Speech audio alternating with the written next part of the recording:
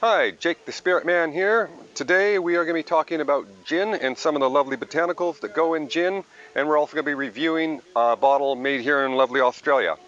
So, first up, let's talk a little bit about gin. A lot of people don't know about the different botanicals that go into gin, so don't forget also, give me the thumbs up, subscribe to my channel, ring that bell for notifications, and give me comments if there's something you want me to review. So, first up, let's talk about this. This here is Licorice Root. That is in quite a few gins, but not all gins. Gins are a variety of botanicals. These are just a few of the ones I could find in local health food shop. Corriander seeds. These are, everybody seems to know, juniper berries is probably one of the most common ingredients in gin because you have to have juniper berries to be even gin. This is licorice root. It's a fairly common one. Star anise, most gins have star anise, but not all of them. Cinnamon is very, very common. And this one here is angelica root. And then you very commonly have zest of lemon and lime in gin. That gives you your citrusy flavor. Now, the bottle we're going to be reviewing today is Kalki Moon. It's made in Bundaberg, Australia, which is just a bit north of where I live. This distillery has been going for a little while now. It was founded by the head distiller from Bundaberg Rum, and he was the head rum distiller there, and he set up this distillery now. I've never tried this bottle. They have gotten good reviews. They have a variety of gins and some vodkas and a few other liqueurs, I believe. So I'm curious to see what it tastes like. It's their classic dry gin, so we'll see how that fares up. Also, stay to the end of this video I got a thing to tell you about gin that most people do not know about gin at all. So stay tuned for that and some words of wisdom from me.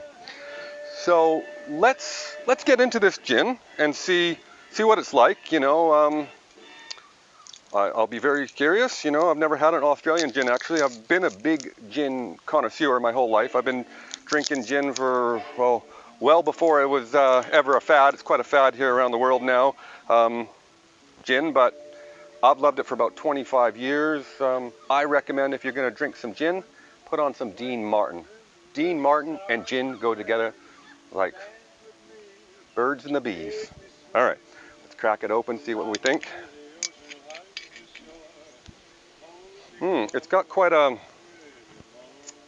strong smell to it.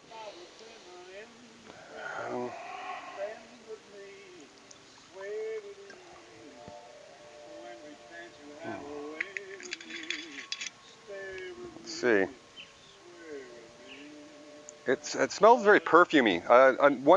People that haven't drank gin a lot in their life or don't like gin at all, quite often they don't like gin because sometimes it tastes like you're drinking a bottle of perfume. And that's a very florally taste, a very strong flavor. Personally, that type of gin I'm not crazy about either. So there's a lot of gins out there that don't have that heavy floral taste or that perfumey flavor, but let's try this out.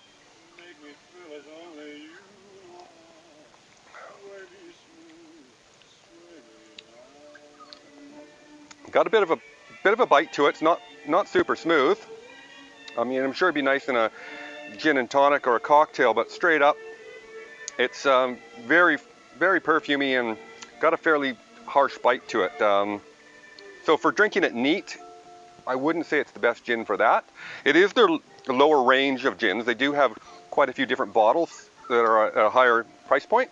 They might be a bit smoother and not have the bite this bottle does. So unfortunately, I'm a little bit disappointed.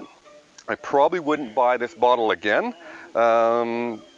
Just to say, it tastes fairly generic, fairly, you know, yeah. Have another sip here. On the nose, it just smells too perfumey for my taste.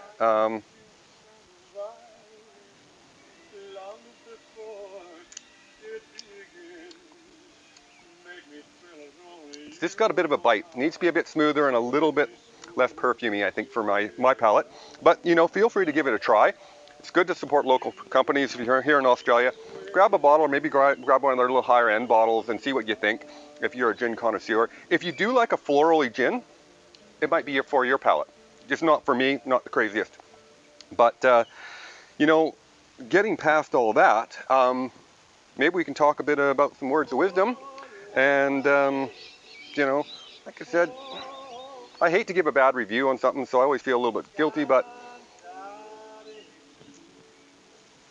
it just needs to be a bit smoother and less florally for my likings. Anyways, so my words of wisdom today are, a man went to great lengths to go across the world and actually track down Buddha. And he walked up thousands of steps and finally tracked down Buddha. And when he did find Buddha, he basically started criticizing him, called him a fraud, called him a fake, said nasty, nasty things to Buddha. And Buddha sat there and listened to him for quite a long time after he said all these things about him. And after he finished saying all this to Buddha, Buddha asked the man, he says, let me ask you a question. If you offer somebody a gift and that person does not accept that gift, who does that gift belong to?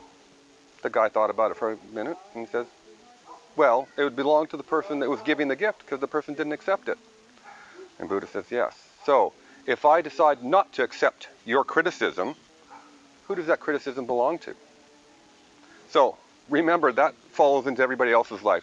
If somebody says something about you or something like that, if you accept it, you own it. But if you decide not to accept that criticism, then it belongs to the person that's giving it to you. So don't accept that criticism. Those fucking assholes can fuck themselves, you know. Don't worry about that. Anyways, the other thing I was gonna mention, because you stayed through to the end of this video, is the botanicals here of gin. Most everybody knows the biggest ingredients in gin was the juniper berries. But can you guys, any of you guys guess which one of these botanicals here is the second biggest ingredients in almost all gins? Most people wouldn't be able to tell, almost guaranteed. It's actually coriander seeds.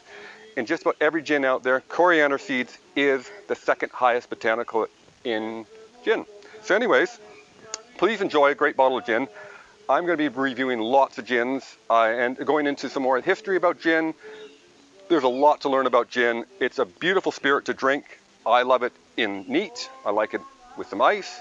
And I love it in a gin and tonic, maybe with a bit of soda water in there and a slice of jicama. If you know what a jicama is, it's a Mexican bulb that is beautiful in gin and tonics, or a little bit of cucumber in there is amazing. The garnishes you can put with gin can enhance different flavors in your gin, dull down some of your overpowering flavors. So remember, please try out your spirits. Get back to me next time. Thanks.